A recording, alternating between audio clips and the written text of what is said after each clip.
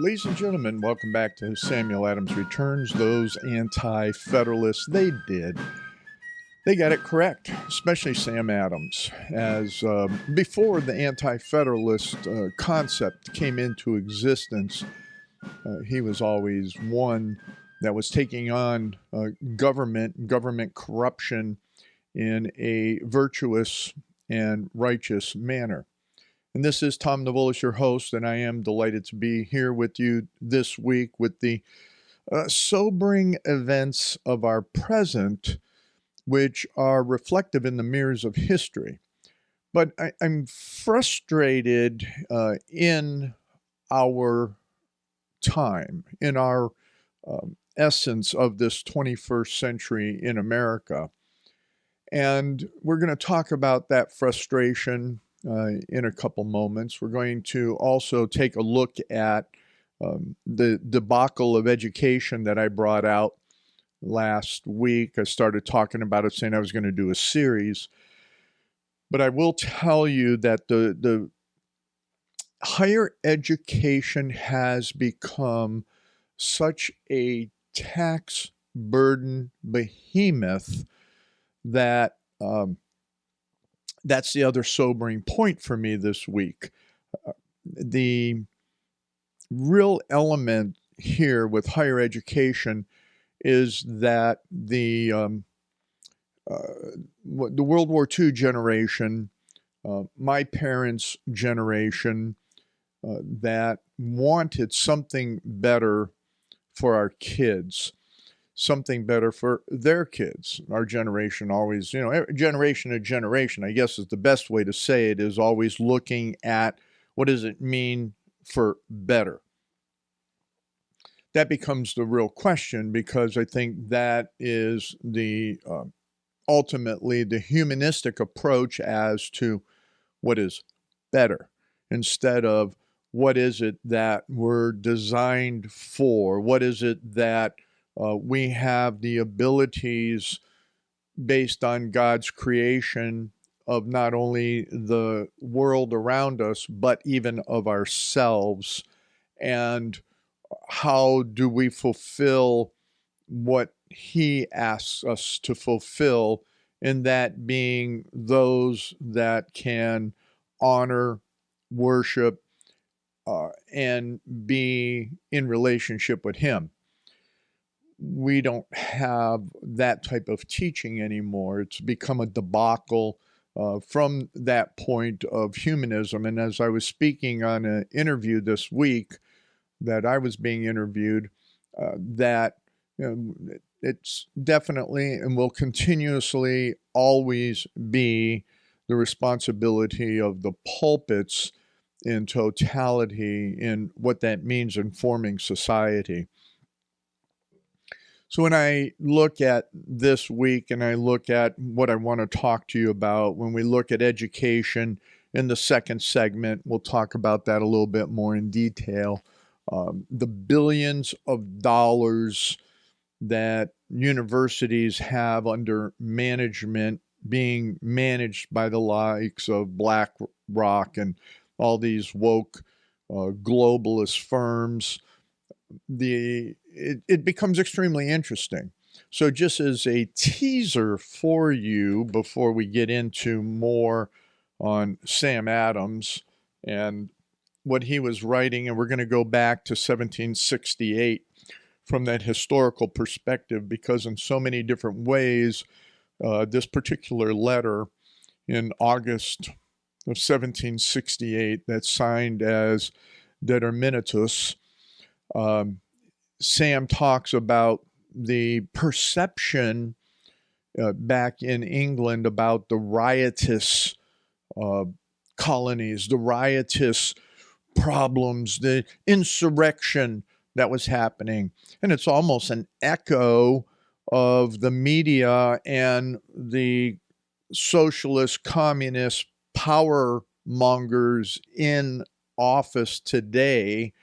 It's virtually an echo of their rhetoric in comparison to what reality is. We're going to talk about that and this segment a little bit more. Second segment, we're going to talk about the universities. But one of the points that I wanted to give to you in respect to that, it just has blown me away. I've been doing this homework on Ohio State, and man, it's insane what they have, and the insane on higher education department in the state of Ohio. But when it really comes down to Ohio State in its endowments, and we'll talk about endowments and that in the second segment, they have, what is it? Over $1 billion, in management, under management as their endowment. Oh, but Tom, endowments are so important, and they don't necessarily mean what you think they're going to mean, or they don't mean what you think you're saying. And oh, I'm wrong in what I said. It's not $1 billion. I just looked again on the long-term investment pool for Ohio State. It is $8.1 billion. And there's a whole chart here on what that is, on what the $7 billion is that they have in that pool directly, and what the returns are and all of that.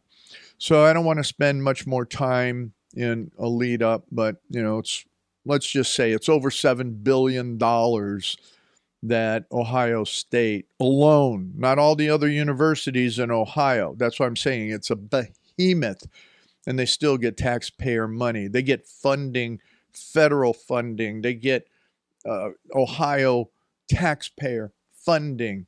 It's a ripoff, folks. Higher education is a ripoff. I know that my parents wanted something better, but even with under the Ohio Constitution, they're not doing what they're supposed to. So these schools, this whole idea of higher education is in violation of our rights as citizens. So with that, I don't know what can be fixed at this point. Somebody asked me that. I know that we need to keep plugging away, but that's a whole different topic, even for another day, as I have to noodle through this even more. It's extremely frustrating just to follow the financial statements, let alone try and come up with a rational citizen solution instead of all the investor solutions. So with that, let me ratchet back over to this article that is signed Determinatus. And this was where the people in Halifax, Sam Adams is writing this newspaper article. And what he was saying here is that, people in Halifax are under a dismal apprehension of our being upon the point of ruin by mobs and tumults. That a certain gentleman there sees fit that there's such an interest in what's going on because of the merchants actually pulling out. They're committing their means of transporting goods over to the military shipping instead of taking and being merchant shipping. And this is an apprehension that's out there from Halifax, to down into Boston. That's a seafaring channel that was there. And they're going, what was happening in the newspapers and what was coming out by the Tory papers and by all of the rumors of all of this riotousness and these mobs and these tumults and everything that was going on, that this disarray, that merchants are going, wait a minute, how am I going to be able to have a trade? How am I going to be able to ensure that my products are going to get to where they need to go? And Sam is coming across on that, and he says, this is causing hardships, grievous hardships, because of gross misrepresentation, falsehoods are making such impressions on the minds of persons so near to us as Halifax, it can't be wondered at if the mother country at a distance of 1,000 leagues should think it's the same, that's a state of confusion equal to what they're hearing. And, that what's going on back in London, in the large cities of Westminster, are they being told about mobs, and that the Siemens mobs, the Taylor's mobs, coal miners mobs, and some say even clergy mobs? And in short, it's to be feared that the whole kingdom, always expecting, the ideas of what will unite in one general scene of tumult. Now, I look at the press these last couple of weeks, and since last week Thursday, when we had President Biden standing there in Philadelphia saying that the MAGA movement is anti-democracy. Well, yeah, that's true, because we're a constitutional republic that operates under federalism. We're not a democracy. So that is true. And then he comes in saying that we're federalism, anti-republic, we're against the republic. Well, that's not true. The democratic republic that we now have, we're against that, because it's all these democracy, the whole idea of democracy. Constitutionalism has no place for democracy except in basic elections of the lower houses within the context of each state government. And then it's all messed up because the 17th Amendment in general elections overall. But because, as I point out in my book that I was interviewed on, From Covenant to the Present Constitution, is that we have had such destruction of the ideas and truths, and that's what Sam is addressing here, is that the fundamentals of good government, the wheels of good government, are clogged. They're clogged, which is the hope. Where's the wisdom in how to do it? And what will we find as a people in discovering the wisdom to remedy the situation? It's becoming very, very interesting. So the parallelism here, just in this letter alone, is that the people of this province, of there in Massachusetts, are universally uneasy because of all of what was going on in 1768. Stamp Act was taken off, but then what happened were the Townshend Acts. The Townshend Acts was a revenue act in 1767. The Indemnity Act in 1767. The Commissioners' Custom Act in 1767. The Vice Admiralty Court Act in July of 1768. And Adams was writing this in August. All of these were to raise taxes and raise money against the colonists. So there was a large frustration. No different than the frustration today with all of these acts of Congress, of the Democrat Congress. But I will have to pick it up in the third segment on this letter, is we don't have the leadership now that we had at the foundation of this nation. We don't have the common mind, because in another article that was written in reference to the towns coming together of one like-mindedness to stand up against the government, we don't have that. We don't have like-mindedness within the churches. You don't have like-mindedness in the local, especially Republican Party. The Libertarians are all over the map. And therefore, you don't have like-mindedness in the multiple townships in a county, let alone across multiple counties in a state, and then state to state.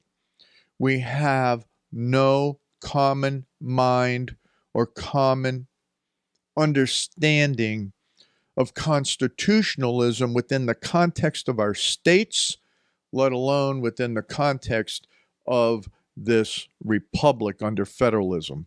Sam knew it. He wrote about it. He took it through the frustrations that are exasperating in our present time. Come on back for the next segment.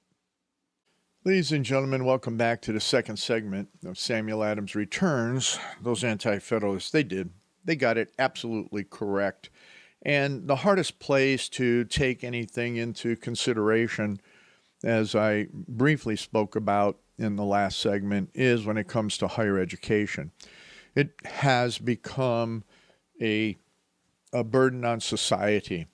Granted that the greatest generation, that World War II generation, those of the Korean generation, wanted greater, bigger things for their prodigy, their offsprings. But they missed the point. They turned it all over to so-called experts. They turned it all over to those that in government. They turned it over to self-serving professors that became now are the burdens of society. So I have to go to looking at a number of different articles that are there in the references in relationship to the monies, especially when it comes to the likes of endowments. Now, there's a lot of debate that goes on around endowments are supposed to be wonderful. You know, how is it that, you know, they take and they make it easier? Well, I started digging in, and when I started digging in just on Ohio, I had to go to the different facts. And so the National Center for Educational Statistics in this report, and I'm going to talk about the one that ended in 2020 because I think the numbers are definitely lower, but I'll catch you up on that in a moment, in the triumph of money managers. So it is the likes of BlackRock, the likes of all these other major money managers that they get a major cut on the investments that are under management with universities. So the travesty of all of this is that what we see is billions and billions of dollars. And what do they get? And the returns that they're making on that, and how is it then used? I looked at Investopedia because you know that I really appreciate what their information has. But when we take and we look at the 2020 for fiscal year 2020, and then I'll bring you up to date, in the United States, all institutions have in place at the end of that fiscal year in 2020, they had $691 billion. That's with a capital B, billion dollars in their endowments. That's between private and public universities.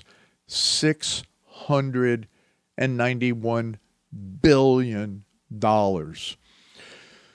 So I started looking at that in a breakdown, and I found, interestingly enough, in Wikipedia, it has a list of colleges and universities in the United States listed by endowment and how much money is there, and what the financial endowments are, the sums of money that are invested in stocks, yielding returns that fund a portion of an institution's operational expenses, and are there to supposedly help ensure that they survive into perpetuity. So the U.S. colleges and universities maintain some of the largest endowments in the world. And what we're going to be looking at here is that educational institutions with endowments greater than $1 billion.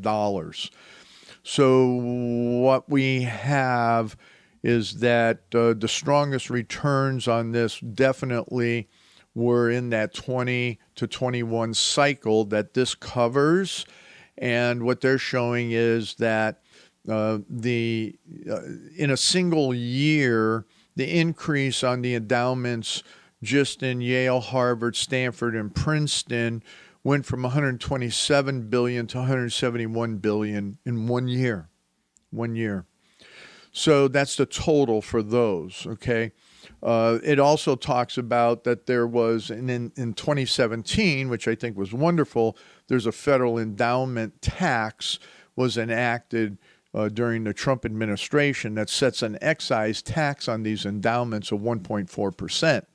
So that's for institutions that have at least 500 tuition-paying students and net assets of at least 500,000 per student. And that's really interesting when you start thinking that a university, public or private in particular, have assets of $500,000 per student. Assets.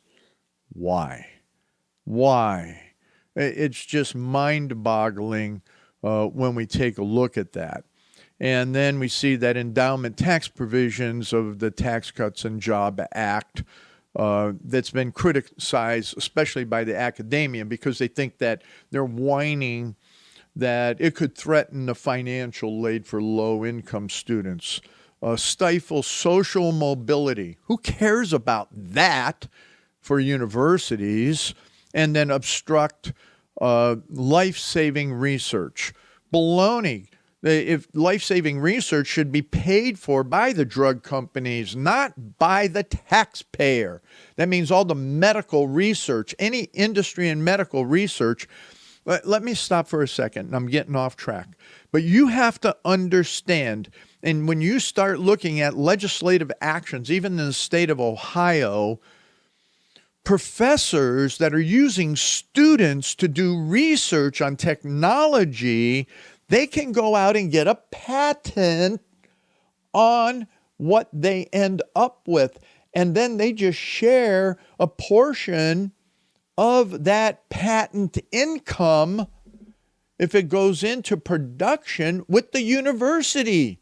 So the university is making money off your students in so many different ways.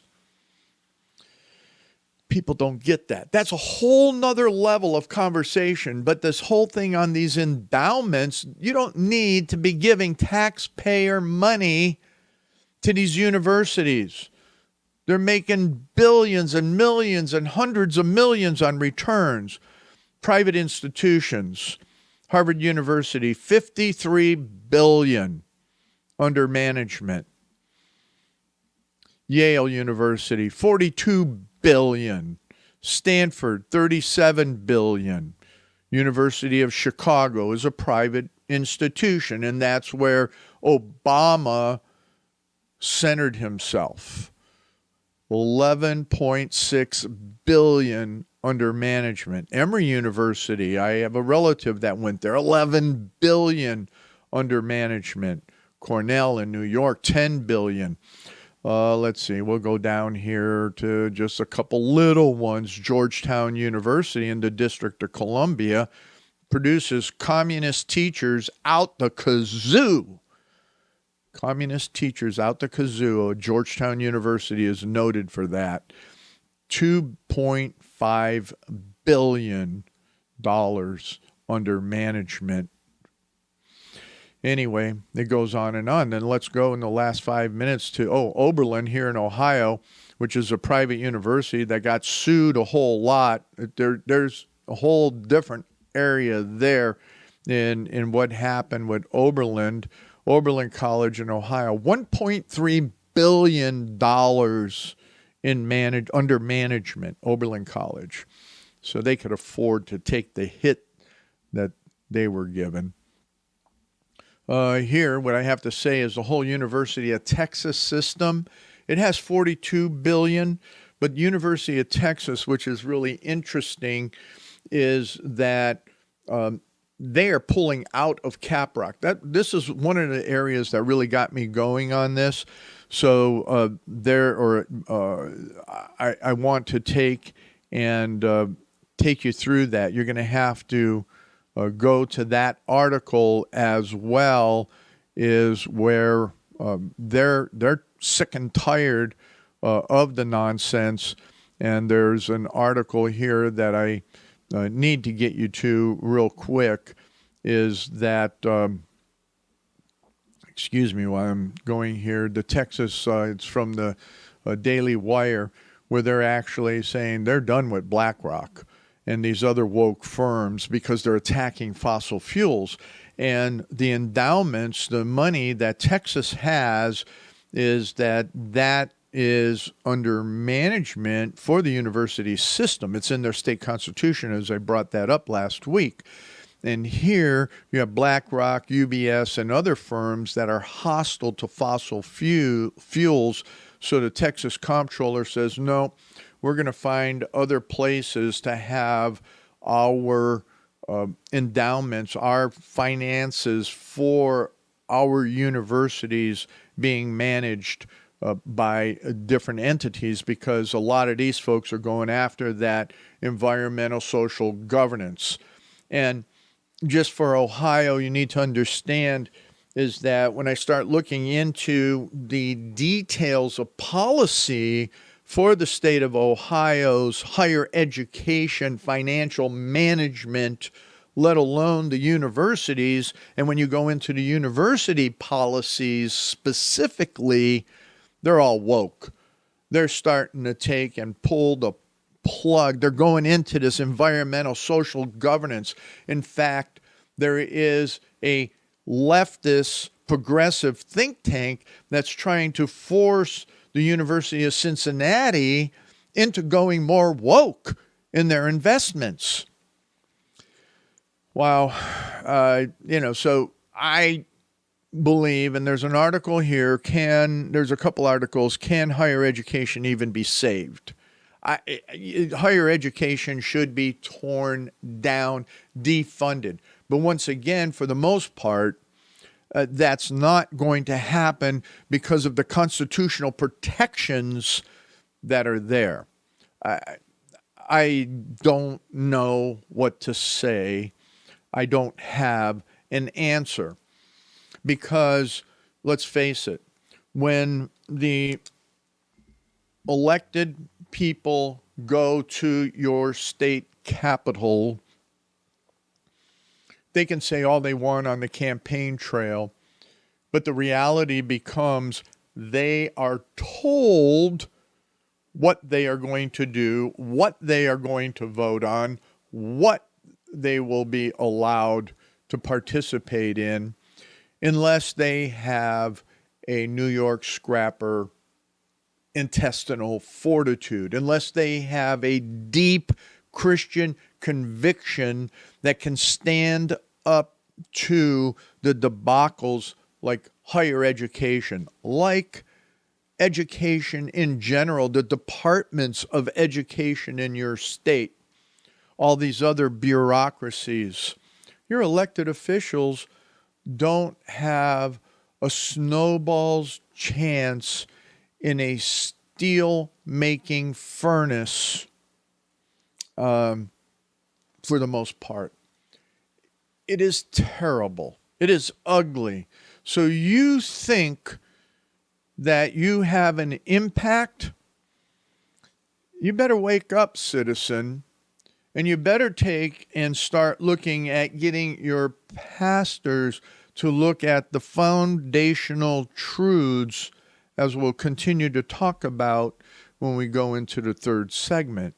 Because without having a moral and virtuous society, you're not going to have a moral and virtuous elected person.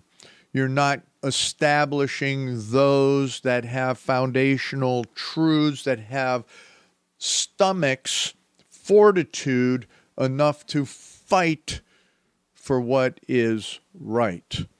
They won't do it. They'll get overwhelmed by the swamps in each and every state. So that's the bottom line. Sam Adams understood that. He fought. He fought hard. He fought to the time that he died. Come on back for the next segment of Samuel Adams Returns. Ladies and gentlemen, welcome back to this third segment of Samuel Adams Returns. The Anti-Federalists got it right, and this is Tom Navolis, your host. I do hope that you in St. Louis are appreciating the programs and those on the other networks, but in particular that market. I am, over the next couple months, going to continue to ask you to participate in helping fund this program. And lastly, with that, we will be off air in February based on the fact that we're not seeing any type of funding assistance that can help us remain on the program. So with that, let's get over to back Sam Adams in the letter that he wrote here that is signed as a Determinatus. And he was responding to all of this that the government was saying, the Tories, the Parliament, all of those who would, that were saying that there's all these riotousness going on, all this over the fact of all this taxation, of all this overbearing regulation, over all this oppression by government. Oppression, destruction of what? Their free enterprise, destruction of their abilities to take and live as free citizens. British citizens at the time as well as free citizens. So there's this lies that are going on. And he talks about that the people are not undivided, but people are saying that they are divided. And it takes in that the people seldom are, they're discontent only because of what's going on. Where's the wheels of good government? Those are clogged up. It's not there. No different than what we have because of the bureaucracies and everything else. He goes on to say that, the people of the province are universally uneasy. All must allow it because of that. But that they are disposed to be mobbish, he denies it. So here we take and we look at that parallel in history, and we have the Biden administration, all the socialist communists trying to push the buttons the same way and saying that patriots, whether you want to call yourself a Trumpster or whatever, or a MAGA person, anybody that believes in constitutionalism of this republic, you're a mobster. You're mobbish. And Sam says, no, I utterly deny that. And he takes it upon himself to assert that those that say that are vile abuse. They're vile abusers. So that's what we have. That's what we're getting. That's what we see.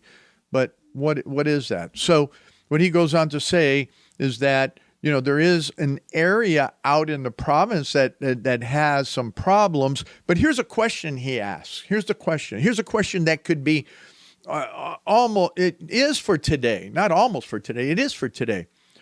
What instance can be produced to show that the peace and good order of the province, of the state, of the MAGA crowd, of the Trumpsters, of constitutional Republicans, of Tea Partiers, hath been of late greatly interrupted by the riotous and tumults which have taken place in diverse towns within the same.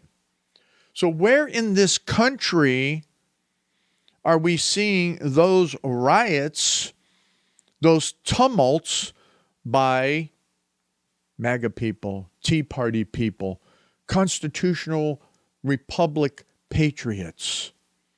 Where is that? I've never heard of any.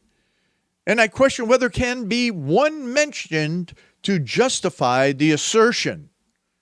So the whole thing, even with January 6th, there were problems there, but they were invited. More and more we're seeing that they were invited and set up by the federal government itself. And here he goes on to say, wait a minute, If we're pointing to a string that was made in this town about 2 months ago, let's consider the circumstances which previously took place. Can anyone be surprised that when property was violently seized under the pretense of law at an unseasonable time or at afterward sunset by the aid of a military power, and a power ever dreaded by all lovers of peace and good order of the province, and without any reason assigned or apparent, is it all that surprising that such ill-timed, violent, unheard of proceedings should excite the resentment even of the better sort of people in the town? What was the mighty consequences?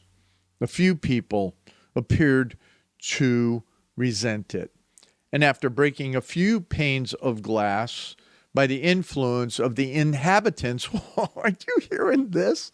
This is January 6th. By a few panes of glass, by the influence of the inhabitants, they disappeared without doing any further damage. Well, unfortunately, there were some goofy things that happened with January 6th. And somebody got killed by a federal agent. The gentlemen commissioners, 3 days after, took it into their heads to go down to the castle where they have since resided, and the town has been in perfect peace. I believe it will remain so, at least till they return. So now, instead of going to the castle, what's happened here is that the Democrats and all the scaredy cat bureaucrats and politicians have built the castle around them. They built the walls, they put up the barbed wire, they put up all the fencing, they've done all of that. They have created their own castle in Washington, D.C. Wow.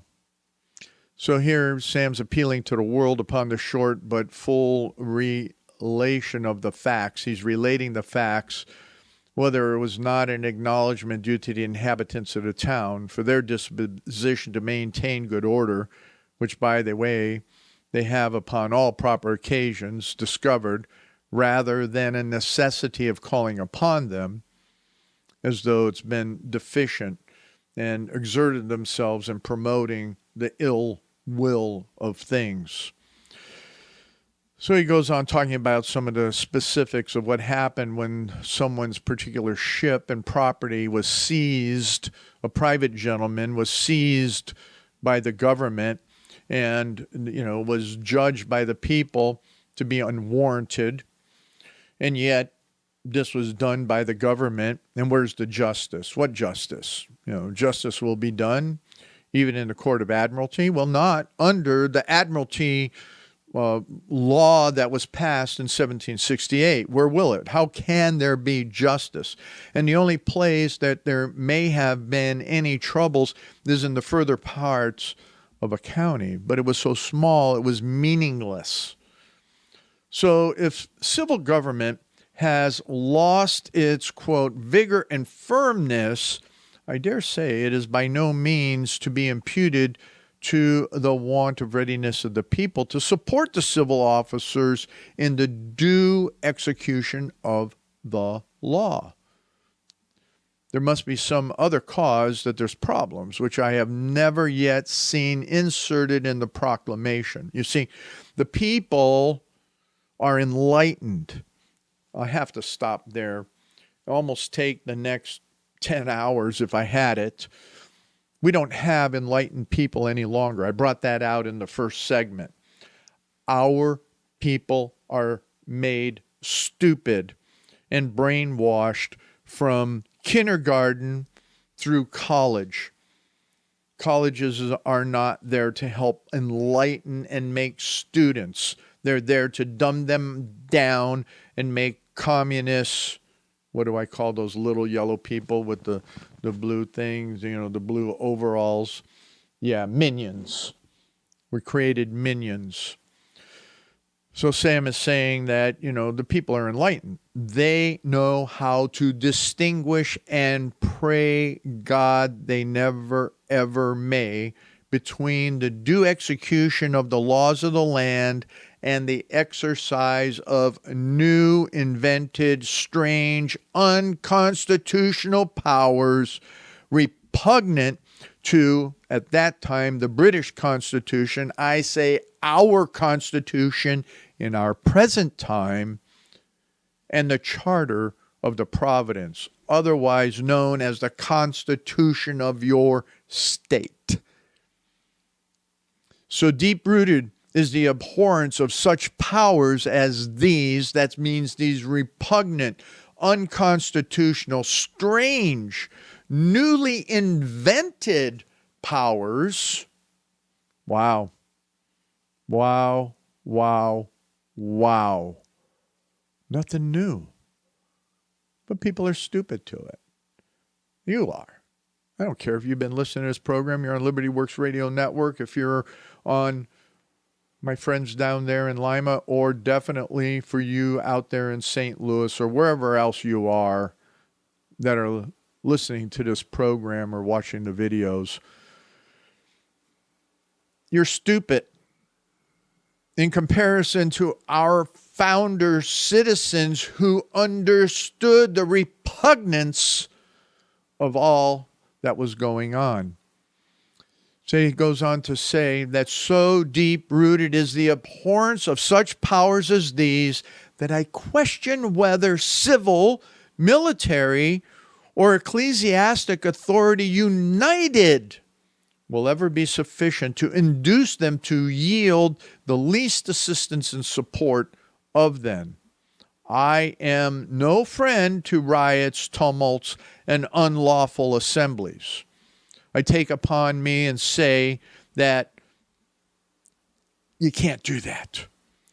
But when the people are oppressed, when their rights are infringed, when their property is invaded, when taskmasters are set over them, when unconstitutional acts are executed by a naval force or the force of IRS agents or the force that was inside the Capitol on January 6th, or the police, the Capitol Police beating citizens, arresting them and holding them.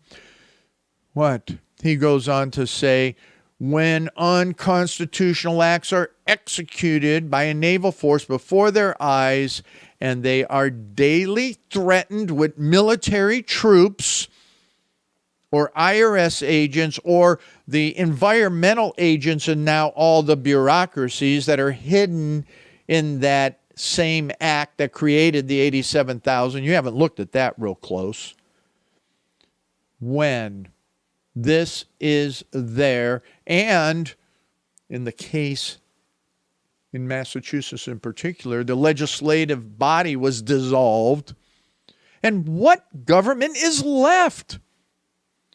Is a secret as a divan when policemen and their underwings swarm about them, pensioners, that being all the bureaucrats, begin to make an insolent appearance. In such circumstances, the people will be discontented, and they are not to be blamed. Their minds will be irritated as long as they have any sense of honor, liberty, and virtue. I don't have time to finish this. I will take, and it's there. It's almost finished, actually. He calls you dupes. So if you go along with this, and you go along with any of it, here's what he says and how he finishes. But they are in the right of it to complain and complain aloud. And they will complain till they are either redressed or become poor, deluded, miserable, ductile dupes, fitted to be made the slaves of dirty tools of arbitrary power. Ladies and gentlemen, I think that's where we are, is that for the majority of the people, they have become these poor, deluded miserable, ductile dupes. Okay, so you're out there and you're becoming that tool of arbitrary power. And that's even in the Republican Party, or as I call it, the Republican Party. Sam Adams clearly understood it. This letter in full is there at samueladamsreturns.net. Come back when Samuel Adams returns next week.